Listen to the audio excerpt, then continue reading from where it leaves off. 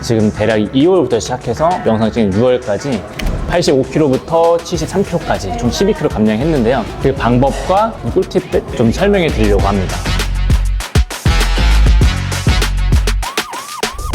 다이어트 처음 칼로리를 설정하는 방법은 당연히 사람마다 다르겠지만 제가 선호하는 방법은 비시즌 때 먹었던 칼로리 그대로 처음 시작하는 겁니다. 대신에 칼로리는 유지하되 그 안에서 먹는 음식의 종류를 좀 클린하게 바꿔보는 연습을 하고요. 저도 실제로 첫 한 달은 체중 감량에 의미를 두지는 않고 좀 식단에 적응하는 계획으로 잡아서 체중보다는 식단하는 습관을 기르는 달로 2월 달에 그렇게 좀 정했습니다. 2월에는 칼로리만 맞추되 음식은 최대한 자유롭게 먹었고요. 평일에는 가능하면 식단을 하고 주말에는 그냥 제가 먹고 싶은 거 먹되 설탕이 과하게 들어간 거 혹은 포화지방이 과하게 들어간 것은 최대한 피하면서 먹고 있습니다. 주말에 제가 주로 먹었던 치팅 음식은 한식, 고기, 쌀국수 그나마 좀 클린한 걸로 먹으려고 했습니다. 의지가 불타올라서 초반부터 무리하게 칼로리를 감량을 하게 되면 나중에 폭식할 우려도 생기고요. 근손실이 날 수 있으니까 칼로리를 설정할 때는 최대한 조금씩 감량한다고 생각하셔야 합니다.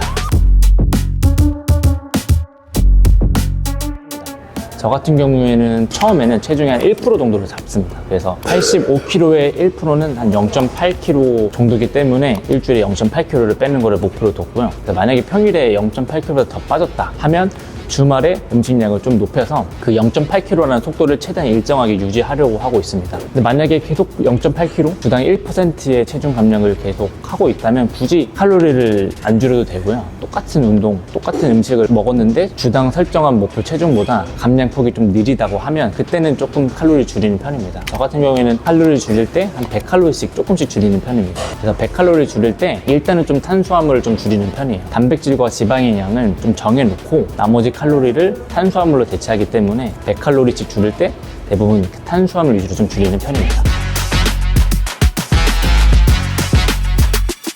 2월은 식단을 적응하는 기간을 갖고 3월부터 본격적으로 다이어트 할 때 첫 시작 칼로리가 2,800칼로리였습니다. 4월까지는 한 2,800에서 한 2,600까지 먹었다가 이번 주부터는 2,300칼로리로 많이 줄였고요. 그리고 칼로리 설정도 중요하지만 그 안에 탄수화물, 단백질, 지방의 비율도 굉장히 중요한데 단백질 양은 체중의 2배로 고정하고요. 지방은 총 칼로리에서 20에서 30%로 좀 고정합니다. 그리고 나머지 남은 칼로리는 탄수화물로 대체하는 편이고요. 단백질은 최대한 저는 다양하게 먹는 걸 좀 추천드립니다. 대부분 닭가슴살만 많이 드시는데 저는 닭가슴살뿐만 아니라 뭐 계란, 두부, 소고기, 오리고기, 연어 이런 식으로 좀 다양한 음식군으로 단백질 섭취하려고 하고요. 지방 같은 경우에는 저녁에 먹는 소고기에서 지방을 좀 대체하거나 아니면 아까 말씀드린 오리고기, 연어 그런 육류에서 나오는 지방으로 좀 섭취하는 편입니다. 탄수화물은 저 같은 경우에는 총 3가지를 먹고 있는데요. 첫 번째 이제 흰쌀밥 먹고 있고 감자랑 바나나를 좀 보조 탄수화물 식품으로 선정하고 먹고 있습니다. 감자랑 바나나를 먹는 이유는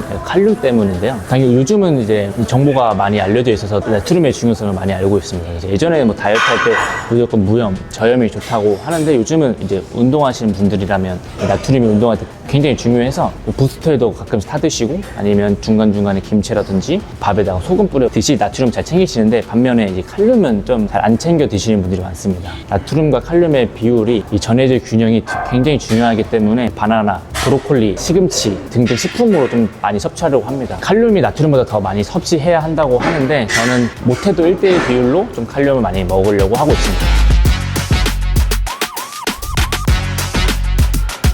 다음은 이제 좀 운동에 대해서 좀 얘기를 해보려고 합니다. ICM 프로를 딸 때 2년 전에는요 운동을 총 하루에 3번 했습니다. 그래서 웨이트 아침에 새벽 운동 1번 하고 저녁 운동 1번 하고 그리고 중간에 유산소를 따로 빼서 총 3번을 했는데요. 근데 그때랑 달리 지금은 웨이트 1번, 유산소도 1번 이렇게 좀 많이 제한해서 하고 있고요. 운동 시간도 지금은 뭐 1시간 10분, 길어야 1시간 20분 이렇게 좀 길지 않게 하려고 하고 있습니다. 그때랑 지금이랑 큰 차이가 뭐냐면 몸에 확실히 볼륨감인 것 같습니다. 저도 하루에 한 운동을 3번 해서 뺐던 기억이 있기 때문에 지금 운동을 한두 번 해서 과연 빠질까라는 막연한 두려움이 처음에 있었는데 돌이켜보면 운동 한 번 하는 게 훨씬 다이어트에 조금 더 효과적이었던 것 같습니다. 그 이유가 좀 중량이랑 좀 관련 있는 것 같은데요. 그 저번에 운동을 2-3번 했을 때는 그 운동 중량이 급속도로 뚝뚝뚝뚝 떨어졌습니다. 스쿼트 제가 알기로는 마지막 때 60에서 80kg로 했던 경험이 있거든요.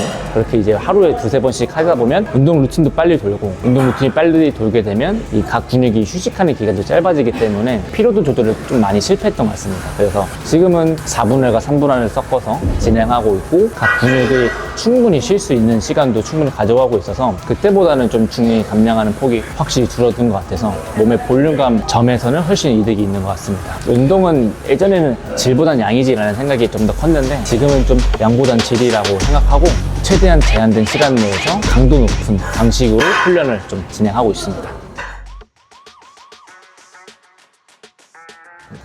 그리고 유산소도 한번 말씀드리자면 저번 대회 준비할 때는 유산소도 거의 다이어트 시작하자마자 일찍 시작한 감이 없지 않아 있었습니다. 지금은 계속 유산소를 타고 있긴 하지만 그때보다는 유산소 타는 양이 많이 줄었습니다. 그래서 지금도 유산소는 많이 타봤자 30분 타고 있고요. 다이어트 초반부터 유산소를 막 무리하게 타시는 분이 있는데 유산소를 처음부터 강하게 고강도로 병행하다 보면 이 근육을 유지하는 이 능력이 많이 감소한다고 합니다. 그래서 초반에는 너무 무리해서 유산소 타지 마시고 다이어트를 한두 달 남았을 때 이제 좀 막판 스퍼트 낼 때는 좀 강도 내서 타시는 게 좋습니다.